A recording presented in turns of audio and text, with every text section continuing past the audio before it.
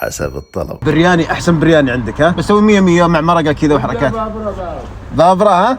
تمام شكرا. شكل 100 100 شكرا. هذا على دينار صح؟ برياني دجاج. شكرا حبيبي شكرا. هذه مرة خوف عندكم مرة خوف.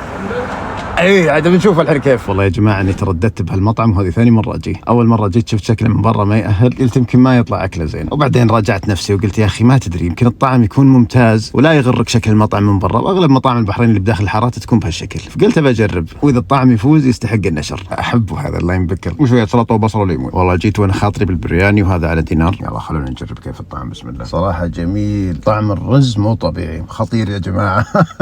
والله خطير، هذا فعلا يستاهل صراحه السمعه الطيبه. كذا واحد دلني عليه، وشوف يوم جيت كيف ما شاء الله الطعم عنية لذيذ يا اخي.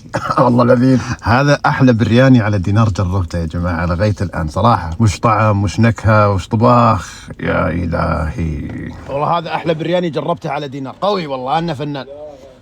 لا لو شكلي برجع له يعني شيء وش ذا البهار وش ذا قوي. شوف مساحه الصحن.